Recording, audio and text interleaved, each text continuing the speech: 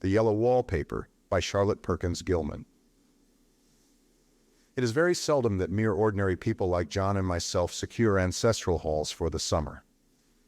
A colonial mansion, a hereditary estate, I would say a haunted house, and reach the height of romantic felicity. But that would be asking too much of fate.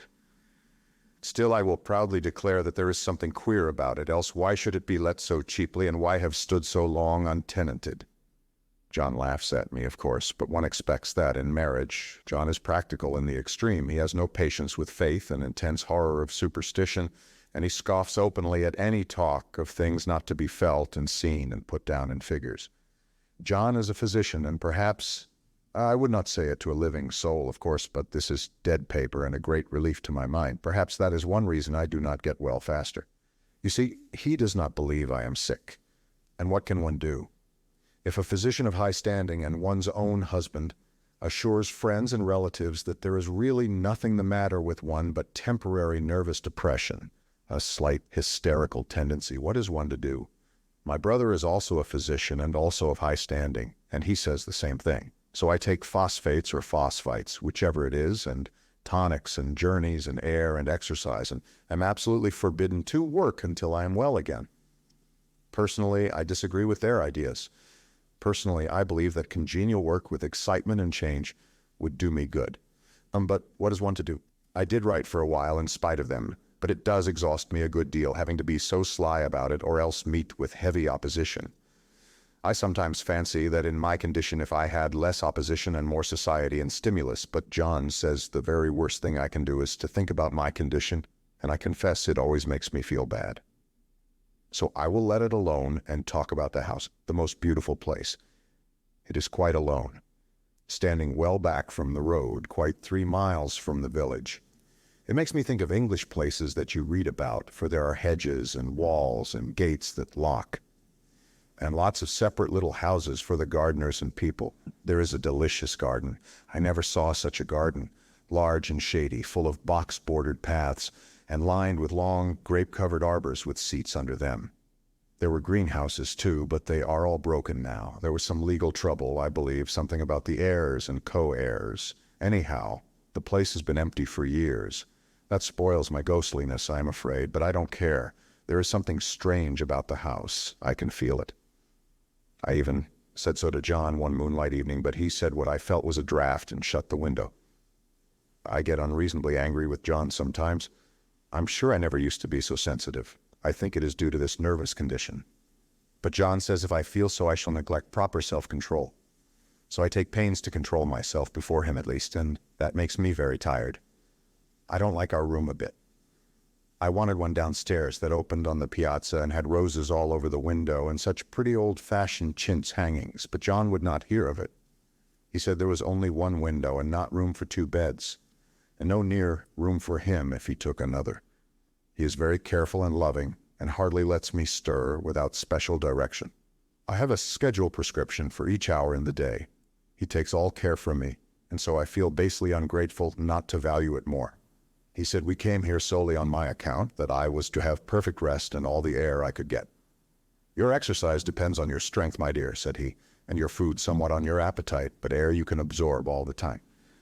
So we took the nursery at the top of the house. It is a big, airy room, the whole floor nearly, with windows that look all ways and air and sunshine galore. It was nursery first and then playground and gymnasium, I should judge, for the windows are barred for little children and there are rings and things in the walls. The paint and paper look as if a boys' school had used it.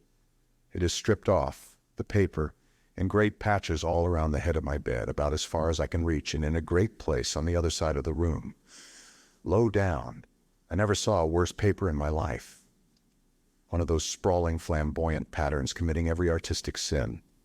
It is dull enough to confuse the eye in following, pronounced enough to constantly irritate and provoke study, and when you follow the lame, uncertain curves for a little distance, they suddenly commit suicide, plunge off at outrageous angles, destroy themselves in unheard-of contradictions. The color is repellent, almost revolting, a smoldering, unclean yellow, strangely faded by the slow turning sunlight. It is a dull, yet lurid orange in some places, a sickly sulfur tint in others. No wonder the children hated it.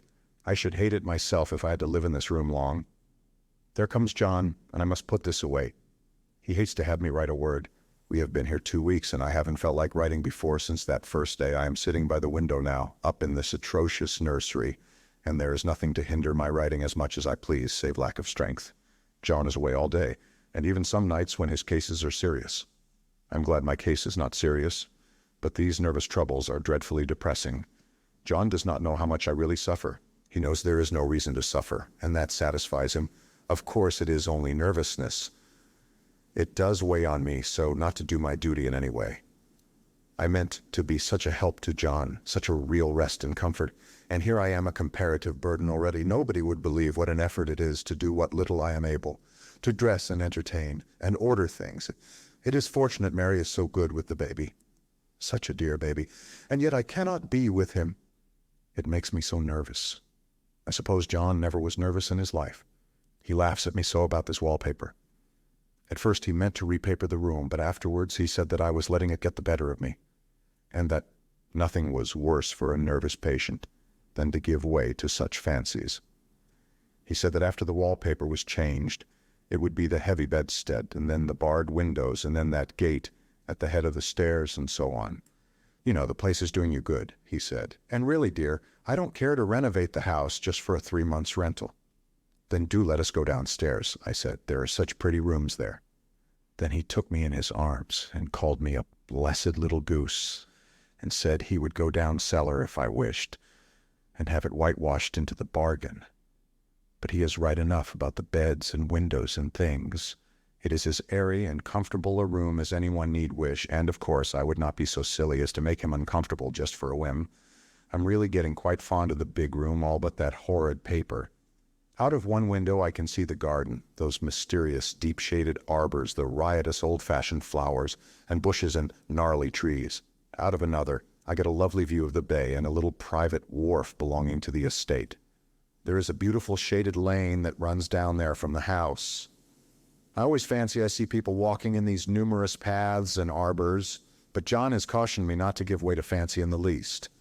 He says that with my imaginative power and habit of story-making, a nervous weakness like mine is sure to lead to all manner of excited fancies, and that I ought to use my will and good sense to check the tendency, so I try. I think sometimes that if I were only well enough to write a little, it would relieve the press of ideas and rest me, but I find I get pretty tired when I try.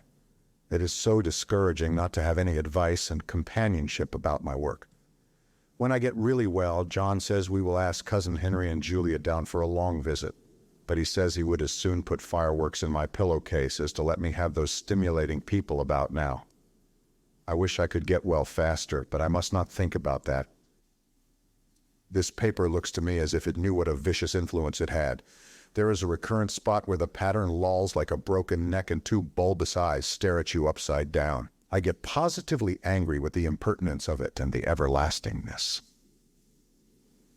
Up and down and sideways they crawl, and those absurd unblinking eyes are everywhere. There is one place where two breadths didn't match, and the eyes go all up and down the line, one a little higher than the other. I never saw so much expression in an inanimate thing before, and we all know how much expression they have. I used to lie awake as a child and get more entertainment and terror out of blank walls and plain furniture than most children could find in a toy store. I remember what a kindly wink the knobs of our big old bureau used to have, and there was one chair that always seemed like a strong friend. I used to feel that if any of the other things looked too fierce, I could always hop into that chair and be safe. The furniture in this room is no worse than inharmonious, however, for we had to bring it all from downstairs. I suppose when this was used as a playroom, they had to take the nursery things out, and no wonder. I never saw such ravages as the children have made here. The wallpaper, as I said before, is torn off in spots, and it sticketh closer than a brother. They must have had perseverance as well as hatred. Then the floor is scratched and gouged and splintered. The plaster itself is dug out here and there, and this great heavy bed, which is all we found in the room, looks as if it had been through the wars. But I don't mind it a bit, only the paper. There comes John's sister, such a dear girl as she is, and so careful of me.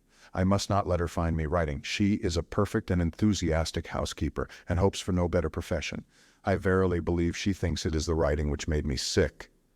but I can write when she is out, and see her a long way off from these windows. There is one that commands the road, a lovely shaded winding road, and one that just looks off over the country. A lovely country too, full of great elms and velvet meadows. This wallpaper has a kind of sub-pattern in a different shade, a particularly irritating one, for you can only see it in certain lights and not clearly then, but in the places where it isn't faded and where the sun is just so, I can see a strange, provoking, formless sort of figure that seems to sulk about behind that silly and conspicuous front design. Their sister on the stairs. Well, the 4th of July is over, the people are gone, and I am tired out. John thought it might do me good to see a little company, so we just had Mother and Nellie and the children down for a week. Of course I didn't do a thing. Jenny ceased everything now, but it tired me all the same. John says if I don't pick up faster, he shall send me to Weir Mitchell in the fall, but I don't want to go there at all. I had a friend who was in his hands once, and she says he is just like John and my brother, only more so. Besides, it is such an undertaking to go so far. I don't feel as if it was worthwhile to turn my hand over for anything, and I'm getting dreadfully fretful and querulous. I cry at nothing and cry most of the time. Of course I don't when John is here or anybody else, but when I'm alone. And I am alone a good deal just now. John is kept in town very often by serious cases, and Jenny is good and lets me alone when I want her to. So I walk a little in the garden, or down that lovely lane, sit on the porch under the roses, and lie down up here a good deal. I'm getting really fond of the room in spite of the wallpaper. Perhaps because of the wallpaper. It dwells in my mind so. I lie here on this great immovable bed. It is nailed down, I believe, and to follow that pattern about by the hour. It is as good as gymnastics, I assure you. I start, we'll say, at the bottom, down in the corner over there where it has not been touched. And I determine for the 1000th time that I will follow that pointless pattern to some sort of a conclusion. I know a little of the principle of design, and I know this thing was not arranged on any laws of radiation or alternation or repetition or symmetry or anything else that I ever heard of. It is repeated, of course, by the breaths, but not otherwise. Looked at in one way, each breath stands alone.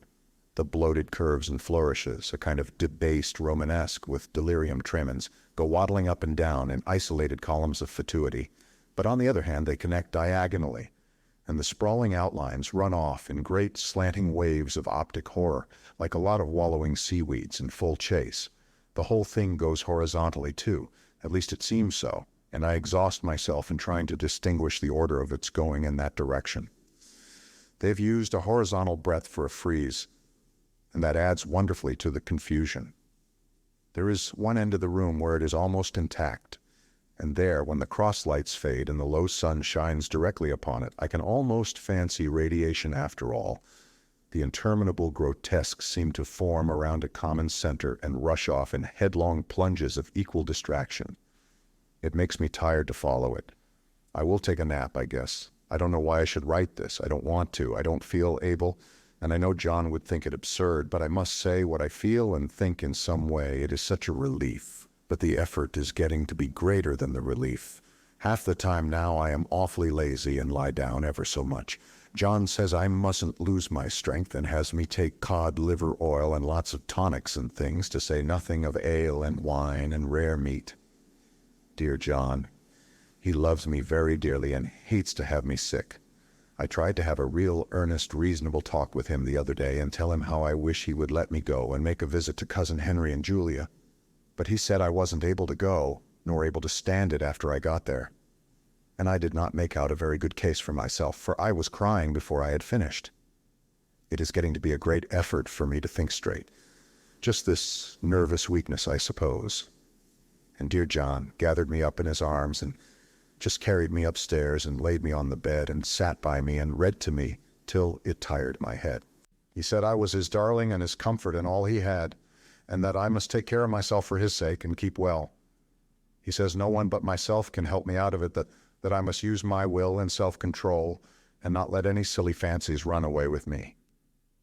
There's one comfort: the baby is well and happy, and does not have to occupy this nursery with a horrid wallpaper. If we had not used it, that blessed child would have. What a fortunate escape! Why, I wouldn't have a child of mine, an impressionable little thing, live in such a room for worlds. I never thought of it before, but it is lucky that John kept me here after all. I can stand it so much easier than a baby, you see. Of course, I never mention it to them anymore. I am too wise, but I keep watch of it all the same. There are things in that paper that nobody knows but me, or ever will. Behind that outside pattern, the dim shapes get clearer every day. It is always the same shape, only very numerous, and it is like a woman stooping down and creeping about behind that pattern. I don't like it a bit. I begin to think, I wish John would take me away from here. It is so hard to talk with John about my case because he is so wise and because he loves me so. But I tried it last night. It was moonlight.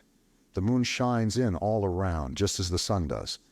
I hate to see it sometimes. It creeps so slowly and always comes in by one window or another. John was asleep and I hated to waken him, so I kept still and watched the moonlight on that undulating wallpaper till I felt creepy. The faint figure behind seemed to shake the pattern, just as if she wanted to get out. I got up softly and went to feel and see if the paper did move, and when I came back, John was awake. "What is it, little girl?" he said. "Don't go walking about like that. You'll get cold." I thought it was a good time to talk, so I told him that I really was not gaining here, and that I wished he would take me away. "Why, darling," said he, "our lease will be up in 3 weeks, and I can't see how to leave before. The repairs are not done at home, and I cannot possibly leave town just now. Of course, if you were in any danger, I could and would, but you really are better, dear, whether you can see it or not. I am a doctor, dear, and I know. You are gaining flesh and color. Your appetite is better. I feel really much easier about you." "I don't weigh a bit more," said I, "nor as much, and my appetite may be better in the evening when you are here, but it is worse in the morning when you are away." "Bless her little heart," said he with a big hug. "She shall be as sick as she pleases. But now let's improve the shining hours by going to sleep and talk about it in the morning." "And you won't go away?" I asked gloomily. "Why, how can I, dear? It is only 3 weeks more, and then we will take a nice little trip of a few days while Jenny is getting the house ready. Really, dear, you are better. Better in body, perhaps." I began and stopped short, for he sat up straight and looked at me with such a stern, reproachful look that I could not say another word. "My darling," said he, "I beg of you, for my sake and for our child's sake, as well as for your own, that you will never for one instant let that idea enter your mind. There is nothing so dangerous, so fascinating to a temperament like yours. It is a false and foolish fancy. Can you not trust me as a physician when I tell you so?" So of course I said no more on that score, and we went to sleep before long. He thought I was asleep first, but I wasn't. I lay there for hours trying to decide whether that front pattern and the back pattern really did move together or separately. On a pattern like this, by daylight, there is a lack of sequence, a defiance of law that is a constant irritant to a normal mind. The color is hideous enough and unreliable enough and infuriating enough, but the pattern is torturing. You think you have mastered it, but just as you get well underway in following, it turns a back somersault and there you are. It slaps you in the face, knocks you down, and tramples upon you. It is like a bad dream. The outside pattern is a florid arabesque, reminding one of a fungus. If you can imagine a toadstool in joints, an interminable string of toadstools budding and sprouting in endless convolutions, why, that is something like it, that is, sometimes. There is one marked peculiarity about this paper, a thing nobody seems to notice but myself, and that is that it changes as the light changes. When the sun shoots in through the east window, I always watch for that first long, straight ray. It changes so quickly that I never can quite believe it. That is why I watch it always. By moonlight, the moon shines in all night. When there is a moon, I wouldn't know it was the same paper. At night, in any kind of light, in twilight, candlelight, lamplight, and worst of all by moonlight, it becomes bars. The outside pattern, I mean, and the woman behind it, is as plain as can be. I didn't realize for a long time what the thing was that showed behind, that dim sub-pattern, but now I'm quite sure it is a woman. By daylight, she is subdued, quiet. I fancy it is the pattern that keeps her so still. It is so puzzling. It keeps me quiet by the hour. I lie down ever so much now. John says it is good for me and to sleep all I can. Indeed, he started the habit by making me lie down for an hour after each meal. It is a very bad habit, I am convinced, for you see, I don't sleep, and that cultivates deceit, for I don't tell them I'm awake. Oh no, the fact is I'm getting a little afraid of John. He seems very queer sometimes, and even Jenny has an inexplicable look. It strikes me occasionally, just as a scientific hypothesis, that perhaps it is the paper. I have watched John when he did not know I was looking and come into the room suddenly on the most innocent excuses, and I've caught him several times looking at the paper. And Jenny, too. I caught Jenny with her hand on it once. She didn't know I was in the room, and when I asked her in a very quiet voice with the most restrained manner possible what she was doing with the paper, she turned around as if she had been caught stealing and looked quite angry, asked me why I should frighten her so. Then she said that the paper stained everything it touched, that she had found yellow smooches on all my clothes and John's, and she wished we would be more careful. Did not that sound innocent? But I know she was studying that pattern, and I am determined that nobody shall find it out but myself. Life is very much more exciting now than it used to be. You see, I have something more to expect, to look forward to watch. I really do eat better, and am more quiet than I was. John is so pleased to see me improve. He laughed a little the other day and said I seemed to be flourishing in spite of my wallpaper. I turned it off with a laugh.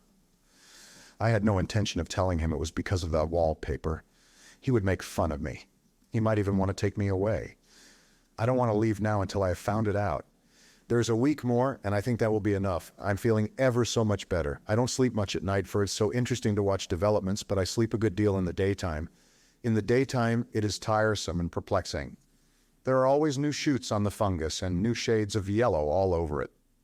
I cannot keep count of them, though I have tried conscientiously. It is the strangest yellow, that wallpaper. It makes me think of all the yellow things I ever saw. Not beautiful ones like buttercups, but old foul bad yellow things. But there is something else about that paper. The smell. I noticed it the moment we came into the room, but with so much air and sun it was not bad. Now we have had a week of fog and rain, and whether the windows are open or not, the smell is here. It creeps all over the house. I find it hovering in the dining room, skulking in the parlor, hiding in the hall, lying in wait for me on the stairs. It gets into my hair, even when I go to ride. If I turn my head suddenly and surprise it, there is that smell. Such a peculiar odor, too. I have spent hours in trying to analyze it, to find what it smelled like. It is not bad. At first and very gentle, but quite the subtlest, most enduring odor I ever met. In this damp weather, it is awful. I wake up in the night and find it hanging over me. It used to disturb me at first. I thought seriously of burning the house to reach the smell, but now I am used to it. The only thing I can think of that it is like is the color of the paper, a yellow smell. There is a very funny mark on this wall, low down, near the mop board, a streak that runs around the room. It goes behind every piece of furniture except the bed. A long, straight, even smooch, as if it had been rubbed over and over. I wonder how it was done and who did it, and what they did it for. Round and round and round, round and round and round. It makes me dizzy. I really have discovered something at last. Through watching so much at night, when it changes so, I have finally found out. The front pattern does move, and no wonder. The woman behind shakes it. Sometimes I think there are a great many women behind, and sometimes only one, and she crawls around fast, and her crawling shakes it all over. Then in the very bright spots she keeps still, and in the very shady spots she just takes hold of the bars and shakes them hard, and she is all the time trying to climb through. But nobody could climb through that pattern. It strangles so. I think that is why it has so many heads. They get through, and then the pattern strangles them off and turns them upside down and makes their eyes white. If those heads were covered or taken off, it would not be half so bad. I think that woman gets out in the daytime. And I'll tell you why. Privately, I've seen her. I can see her out of every one of my windows. It is the same woman I know, for she is always creeping. And most women do not creep by daylight. I see her on that long shaded lane, creeping up and down. I see her in those dark grape arbors, creeping all around the garden. I see her on that long road under the trees, creeping along, and when a carriage comes, she hides under the blackberry vines. I don't blame her a bit. It must be very humiliating to be caught creeping by daylight. I always lock the door when I creep by daylight. I can't do it at night, for I know John would suspect something at once. And John is so queer now that I don't want to irritate him. I wish he would take another room. Besides, I don't want anybody to get that woman out at night but myself. I often wonder if I could see her out of all the windows at once. but turn as fast as I can. I can only see out of one at one time. And though I always see her, she may be able to creep faster than I can turn. I have watched her sometimes away off in the open country, creeping as fast as a cloud shadow in a high wind. If only that top pattern could be gotten off from the under one. I mean to try it, little by little. I found out another funny thing, but I shan't tell it this time. It does not do to trust people too much. There are only 2 more days to get this paper off, and I believe John is beginning to notice. I don't like the look in his eyes, and I heard him ask Jenny a lot of professional questions about me. She had a very good report to give. She said I slept a good deal in the daytime. John knows I don't sleep very well at night, for all I'm so quiet. He asked me all sorts of questions too, and pretended to be very loving and kind, as if I couldn't see through him. Still, I don't wonder he acts so, sleeping under this paper for 3 months. It only interests me, but I feel sure John and Jenny are secretly affected by it. Hurrah! This is the last day, but it is enough. John is to stay in town overnight and won't be out until this evening. Jenny wanted to sleep with me, the sly thing. But I told her I should undoubtedly rest better for a night all alone. That was clever, for really I wasn't alone a bit. As soon as it was moonlight, and that poor thing began to crawl and shake the pattern, I got up and ran to help her. I pulled and she shook, I shook and she pulled, and before morning we had peeled off yards of that paper, a strip about as high as my head and half around the room. And then, when the sun came and that awful pattern began to laugh at me, I declared I would finish it today. We go away tomorrow, and they are moving all my furniture down again to leave things as they were before. Jenny looked at the wall in amazement, but I told her merrily that I did it out of pure spite at the vicious thing. She laughed and said she wouldn't mind doing it herself, but I must not get tired. How she betrayed herself that time. But I am here, and no person touches this paper but me. Not alive. She tried to get me out of the room. It was too patent.